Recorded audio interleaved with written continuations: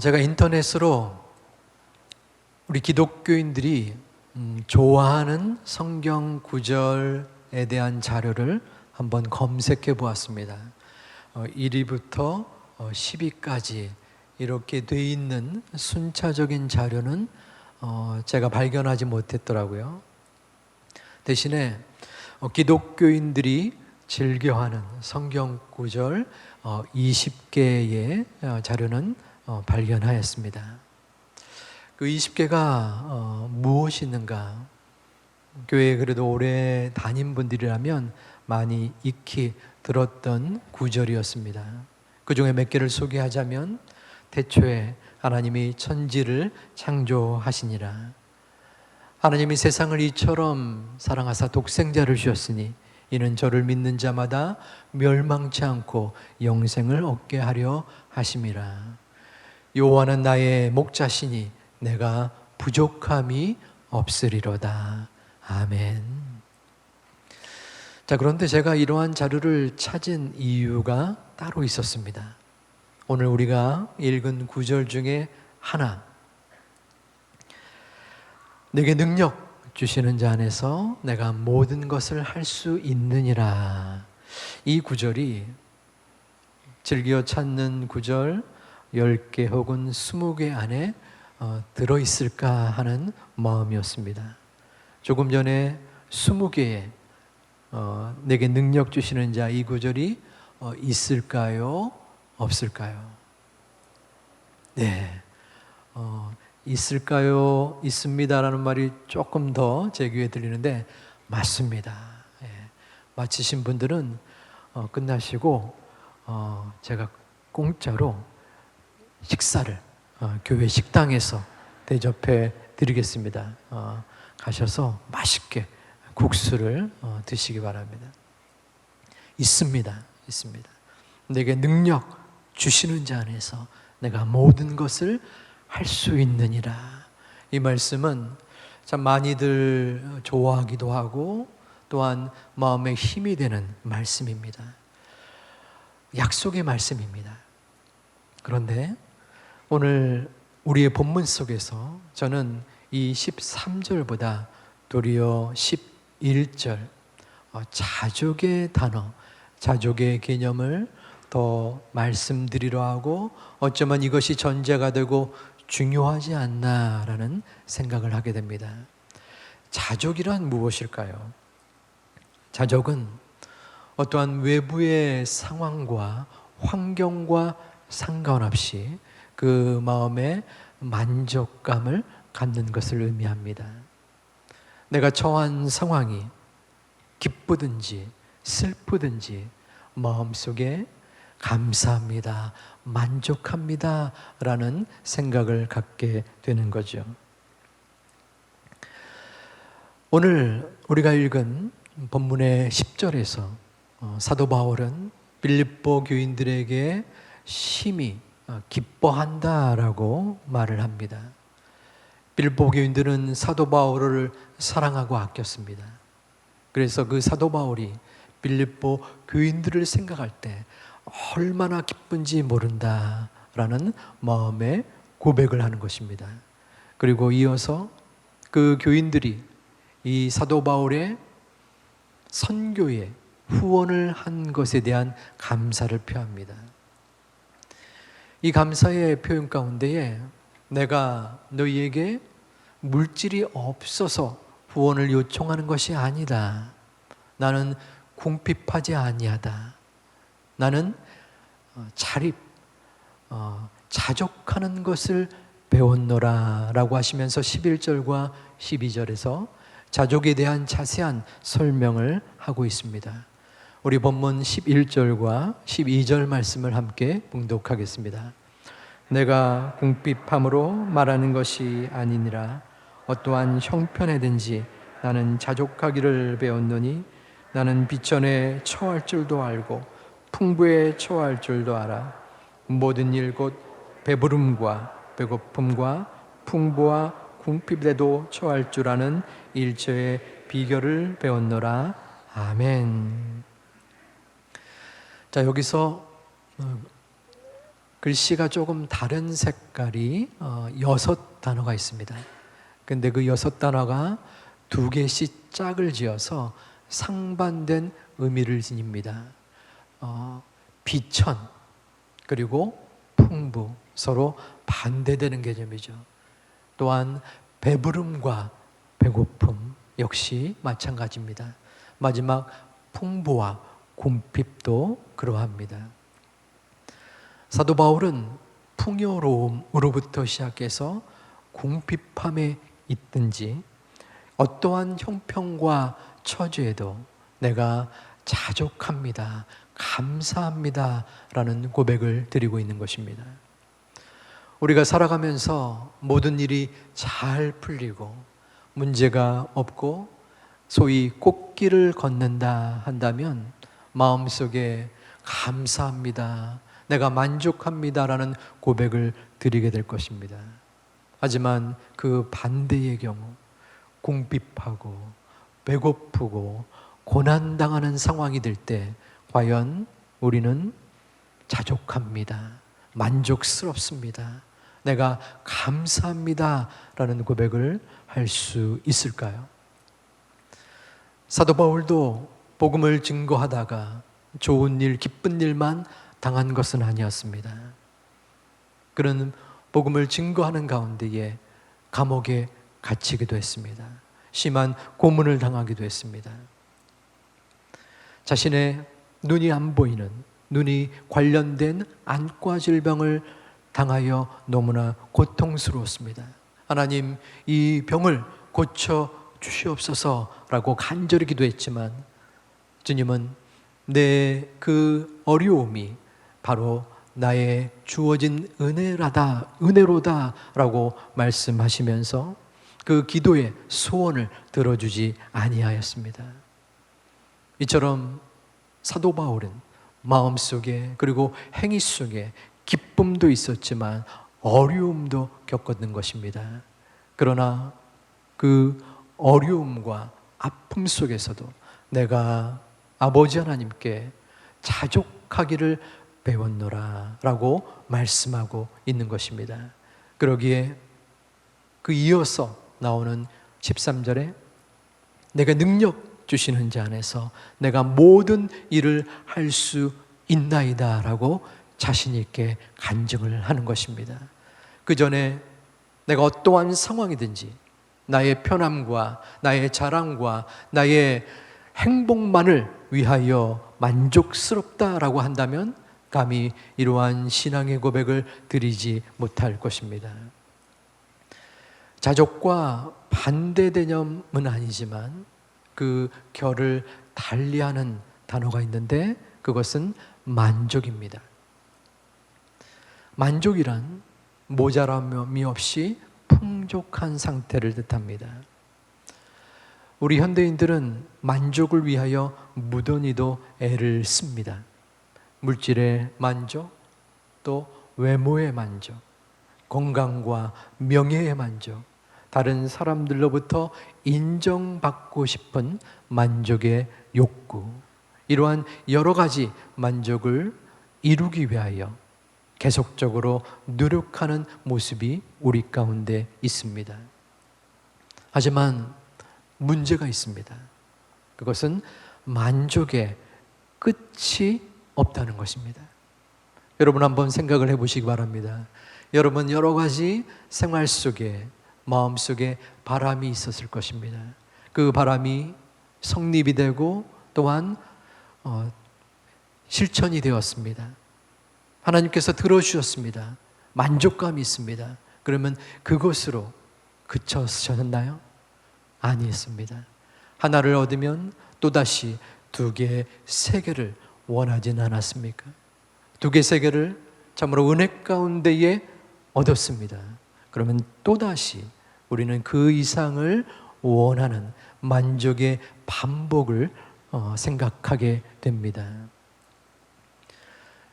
우리의 사회 속엔 만족보다 불만족이 더 우세한 듯 싶습니다.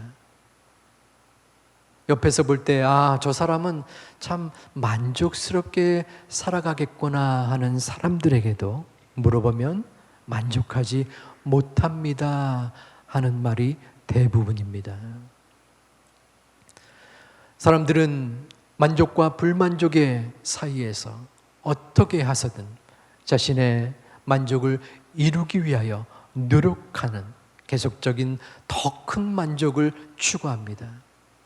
이 세상은 조금 더 라는 성취와 성공주의의 외침을 저지르고 사람들은 그 사상에 짓눌려서 어떻게 하면 조금이라도 더 내 삶과 내 생활 속에 만족을 누리게 되고 싶다라는 생각을 갖습니다. 저 또한 이 땅에서의 인정과 또한 성취 그리고 만족을 위하여 노력하였고 또한 갈망했었던 오랜 시간이 있었습니다. 그런데 저희 마음의 생각을 좀 바꿀 수 있었던 그러한 계기가 있었습니다. 저는 서울에서 한 10여 년 살았습니다. 서울 거의 위쪽 끝자락이었습니다. 도봉산역에 살았습니다. 도봉산역에 노숙자로 있었던 건 아니고 그 근처에 아파트에서 살았습니다. 저의 집 옆에는 중랑천이라는 그 하천이 있었습니다. 의정부 쪽으로 한 30분 가게 되면은 그 천 옆에 카페가 하나 있습니다. 천을 바라보며 커피를 파는 그러한 장소였습니다. 그런데 그 카페에 놀라운 특징이 있습니다. 왼쪽에 보이는 것은 카페 안에서 밖을 내다볼 수 있는 그러한 모습이고 오른쪽에가 길을 지나면서 보여지는 카페의 모습입니다. 혹시 뭐가 보이십니까? 이것도 맞추시면 제가 식사를 무료로 대접할까 하는데요. 겉으로 보여 다른 카페는 당연히 있는 부분이 없는 것입니다. 뭘까요? 간판이 없습니다. 간판이. 그래서 저 반대쪽에도 문이 있어서 그쪽으로도 한번 가보았었습니다. 근데 역시 간판이 없는 거예요. 그래서 간판을 수리하나 보다 하고 한 2, 3주 뒤에 또 한번 가게 되었습니다. 그런데 여전히 없는 거예요. 좀 궁금한 마음이 들어서 그 커피숍의 주인일 것 같은 분에게 아니 여기에는 왜 간판이 없습니까? 또 여쭤보았습니다. 그분이 간단히 답했습니다. 별로 다를 필요가 없어서요. 다를 필요가 없다니요? 그렇게 또 묻진 않았습니다. 뭔가 좀 너무 세속적으로 보이는 것 같기도 하고 좀 그래서 그 정도로 물었지만 거기서 얻은 수확이 있었습니다. 그 카페의 이름이 뭔지는 알게 되었습니다. 이름이 뭘까요? 이름 이것도 맞추면은 조금 느린 집이었습니다. 그 제목을 또 그 간판의 이름, 간판은 없었지만 그 가게의 이름을 듣는 순간 그 간판을 달지 않았던 그 주인의 마음이 이해가 되는 듯이 느껴졌습니다. 자세한 대화는 나누지 아니하였을지라도 빠르게 앞만 보고 달려가는 성취 위주의 현대 사회 속에서 조금 느리더라도 좀 덜 성취할지라도 삶의 의미를 나누면서 장사하고 싶은 그러한 마음이 그 주인에게 있지 않는가 제 나름대로 생각을 해보았습니다. 그러면서 저의 모습을, 저의 삶의 자세를 다시 한번 짚어보았습니다. 나는 너무 앞만 보고 달려오지는 않았는가. 내 만족을 위하여 그 한 만족이 이루어지면 또 다른 목표와 또한 성취의 시간을 두고 그 성취를 위하여 달려갔던 저의 지난날의 모습을 바라보았습니다. 감사하지 못했던, 지금의 모습을 덜 만족했던 그러한 모습에 죄송하기도 하고 또한 회개도 있었습니다. 또 반성도 했습니다. 여러분은 어떠합니까? 우리는 행복을 추구합니다. 만족을 추구합니다. 만족은 성취와 성공을 지향합니다. 여러분들이 세워놓은 성취를 위하여 무던히도 애를 쓰셨을 것입니다. 그리고 그 성취가 이루어졌을 때 여러분은 마음속에 만족감의 기쁨을 누렸을 것입니다. 또 한편으로는 그 만족이 이루어지지 못했을 때 여러분의 마음속에 실망과 좌절을 마음 간직했을 때도 있었을 것입니다. 그러면 지금은 어떠합니까? 여러분은 지금 예배를 드리고 있는 이 순간 만족감이 있습니까? 만족스럽습니까? 그래서 하나님 앞에 감사함으로 이 예배를 드리고 있습니까?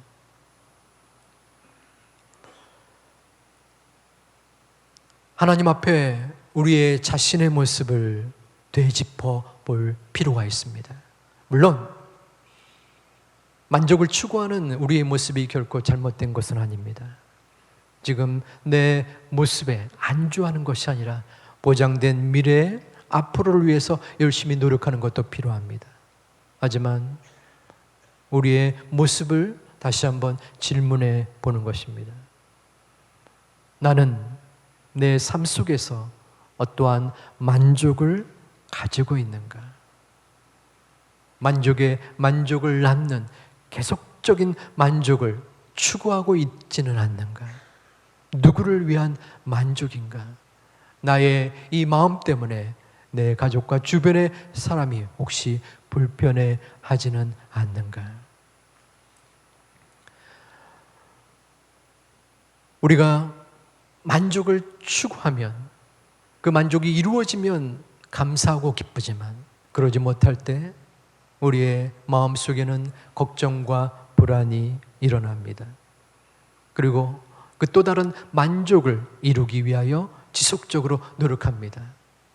물론 그 과정 속에서 또다시 성취가 이루어져서 만족함이 되면은 감사하지만 대다수의 경우 그 만족을 끝까지 감당할 수는 없습니다. 그 만족이 계속 이어지기 때문입니다. 결국에는 악순환이 되어서 우리의 마음속에 하나님이 주신 샬롬, 평강으로서 멀어지는 모습이 바로 만족 가운데에 일어나는 것입니다. 우리는 만족에서 자족으로 나아갈 필요가 있습니다. 사도 바울은 디모데전서 6장 6절에서 자족하는 마음이 우리의 경건에 큰 유익이 된다라고 말씀하십니다. 디모데전서 6장 6절을 함께 봉독하겠습니다. 자족하는 마음이 있으면 경건은 큰 유익이 되느니라.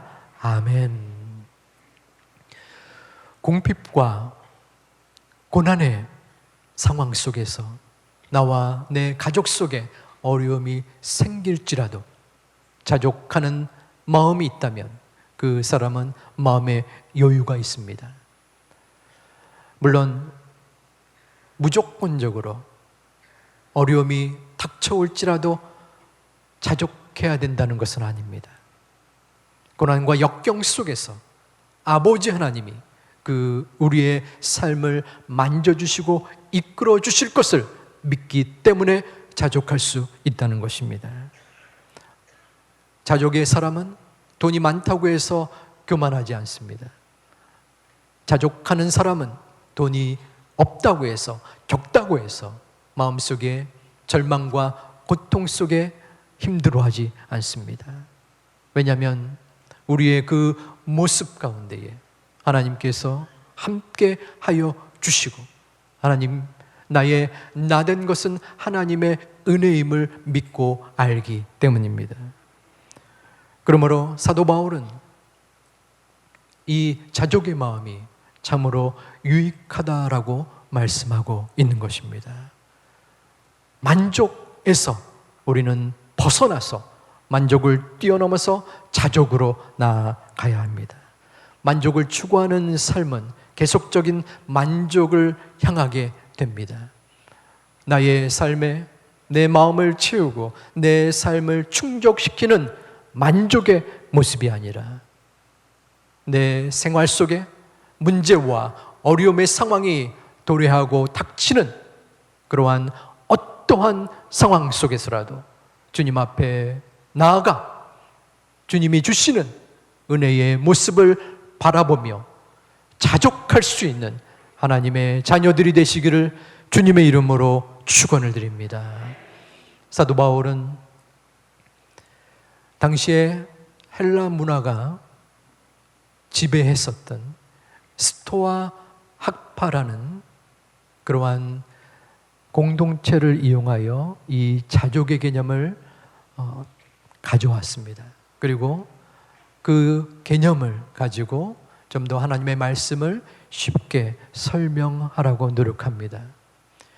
이 스토아주의파들은 이 자족의 개념이 인간의 노력에서 비롯된다라고 보았습니다. 그리고 이 자족이 있을 때에 인간이 가장 행복하다라고 여겼습니다. 그래서 그들은 마음속에 절제와 금식을 강조하고 심지어는 이렇게 호흡하는 것까지도 적게 하려고 했습니다. 그만큼 나의 노력과 인간의 의지로서 자족할 수 있다라고 생각한 것입니다. 하지만 사도 바울은 그 자족의 개념이 불완전하다라고 여겼습니다. 자족은 인간으로부터 나오는 것이 아니라 인간의 의지와 노력으로부터 비롯되는 것이 아니라 오직 예수 그리스도 안에서 가능하다고 여겼습니다. 그래서 13절 말씀에 내게 능력 주시는 자 안에서 내가 모든 것을 할 수 있습니다라고 간증하는 것입니다. 반대로 말하면 어떻게 됩니까? 내게 능력 주시는 자, 그 예수 그리스도가 없으면 나는 아무것도 아닙니다. 나는 어떠한 것도 할 수 없습니다 라는 말과 같습니다. 저는 담임 목사가 된 지 이제 6개월이 됐습니다.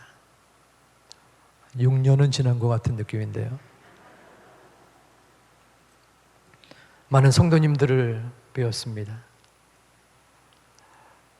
즐겁고 또 감사한 제목들도 있었지만 힘겹고 어렵고 지치고 도저히 갈 바를 알지 못하는 그러한 분도 계셨습니다.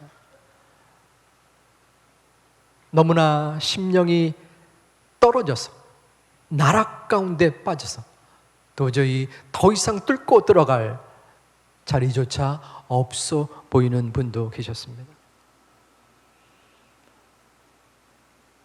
마음이 힘들었습니다. 그분들을 위하여 이 모양 저 모양으로 함께 독려하고 격려하고 기도하였지만 제가 할 수 있는 것이 없었습니다. 오직 예수 그리스도의 은혜가 그 아픈 심령과 영혼과 육신 가운데 함께 하실 것을 마음으로 기도할 수밖에 없었습니다. 예수 그리스도가 우리의 소망이 되고 우리의 힘이 되고 우리의 반석이 되십니다. 우리의 모든 마음속에 도저히 내가 해결할 수 없는, 다른 사람이 바라볼 때 저 사람은 이제 가능성이 없다, 저 사람은 인생을 포기할 만하다라는 상황에 있을지라도 우리의 심령에 포기할 수 없는 것은 예수님의 은혜가 우리 가운데 있기 때문입니다. 미천하고 부족하고 연약한 우리를 주님께서 우리에게 능력을 허락하여 주셨습니다. 우리에게 감당할 만한 힘을 주셔서 나에게 능력 주시는 자 안에서 내가 모든 것을 할 수 있다라는 믿음을 우리에게 허락하여 주셨습니다. 여러분의 마음속에 지금 이 순간 어떠한 고민과 고통과 괴로움과 눈물과 아픔이 있습니까? 누구를 의지합니까? 우리의 인생은 우리의 것이 아닙니다. 내 마음대로 할 수 있다고 생각하지만 결코 우리는 털끝조차도 없앨 수 없고 또한 치유할 수 없는 우리의 피조물인 존재가 바로 우리들입니다. 우리의 주인은 바로 예수 그리스도입니다. 예수님이 우리의 주관자 되시고 우리의 창조주 되셔서 우리의 모든 것을 이끌어 주시는 아버지 하나님이십니다. 그러므로 주님 앞에 무릎 꿇어 나아가 감사하면서 내 주 되신 주님을 바라보며 자족할 수 있는 제2 가족들이 되시기를 주님의 이름으로 축원을 드립니다. 사도 바울이 자족의 상황으로 나아갈 수 있었던 가장 큰 이유가 있었습니다. 자족은 어쩌면 아무나 하는 것이 아닙니다. 교회 다닌다고 다 자족할 수 있겠습니까? 사도 바울의 비결이 있는데 그것은 자신의 처지를 올바로 아는 것이었습니다. 자신은 주님 앞에서 아무것도 아닌 존재임을 사도 바울은 고백하고 증거하고 있었습니다. 고린도후서 4장 7절에서 사도 바울은 자신을 질그릇이다라고 말합니다. 우리 함께 봉독해 보겠습니다. 우리가 이 보배를 질그릇에 가졌으니 이는 심히 큰 능력은 하나님께 있고 우리에게 있지 아니함을 알게 하려 함이라. 아멘. 질그릇은 진흙으로 만들어진 거친 그릇입니다. 그런데 나 사도 바울 질그릇 같은 존재인데 보배이신 예수 그리스도가 내 안에 담겼으니 바로 이것이 하나님의 은혜로다라고 말씀하고 있는 것입니다. 그리고 디모데전서 1장 15절에서 또한 사도 바울은 자신을 죄인 중에 내가 괴순이라 라고 말합니다. 사도 바울은 그 가문과 학문에 있어서 다른 사람에게 자랑할 만한 사람이었습니다. 제일 우수한 가문에 속해 있었고 또한 가장 높은 지식적인 학문을 경험했습니다.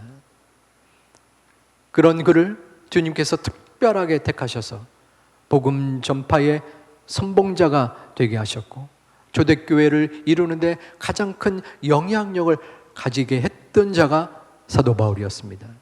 그런데 그토록 교회사에 크나큰 일을 행했던 사도 바울은 자신을 죄인 중에 괴수다라고 말하고 있는 것입니다. 사도 바울의 이 자족의 마음이 바로 여기서 나오는 것입니다. 나는 질그릇이요 죄인 중에 괴수인데 주님께서 나를 택하여 주셨으니 내가 어찌 감사하지 않겠습니까? 나의 곤고함과 나의 풍부함, 그 어떠한 상황일지라도 나 같은 죄인을, 나 같은 불충자를, 나 같은 박해자를 주님께서 인도하셨으니 나는 그 어떠한 순간에서라도 감사합니다, 자족합니다. 그 고백을 지금 다윗은 드리고 있는 것입니다. 저와 여러분은 어떠합니까?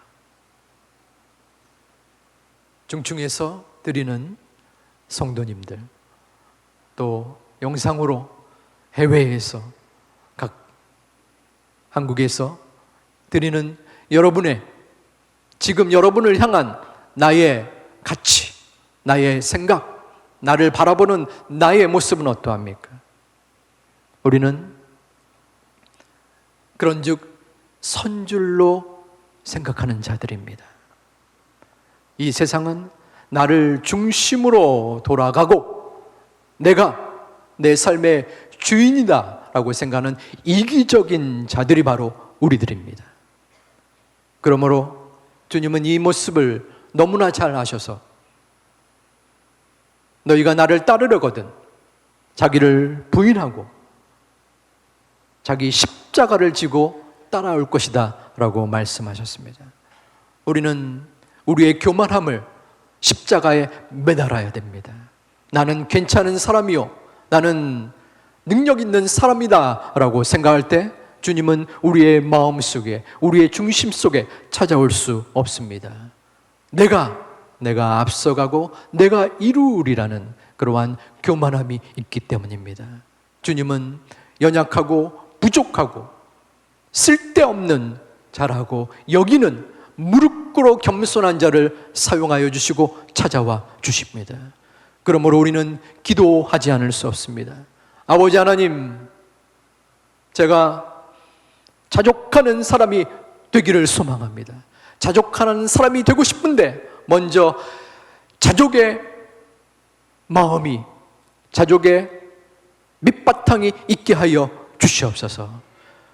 마음속에 질구러가 같은 자가 바로 나임을 잊지 않게 도와주시옵소서. 죄인 중에 괴수가 다른 사람이 아니라 바로 나임을 깨닫게 하여 주시옵소서. 그러므로 나의 행복과 만족을 향하는 인생이 아니라 어떻게 해서든 궁핍과 배고픔과 고난 속에서도 자족할 수 있는 능력의 사람으로 인도하여 주시옵소서. 내게 능력 주시는 자 오직 예수 그리스도가 나의 주인이시고 나의 주관자 되심으로 그분의 은혜 속에서 내가 모든 것을 할 수 있습니다 라고 고백하며 기도할 수 있는 하나님의 자녀들이 되시기를 주님의 이름으로 축원을 드립니다. 우리가 행할 것은 기도밖에 없습니다.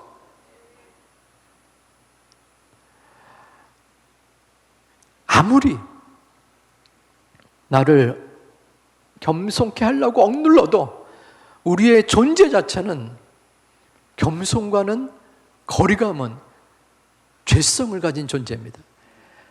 순간순간 우리의 마음을 꿰뚫어 올라오는 교만과 나 잘남이 우리를 누르고 있기 때문입니다. 우리는 살아가면서 높은 산을 만납니다. 때로는 거친 들을 맞이합니다.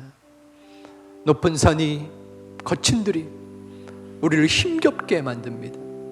이 깜깜한 어둠이 터널 같을 줄 알았는데 계속적으로 빛이 보이지 않는 어두움의 동굴처럼 느낄 때가 있습니다.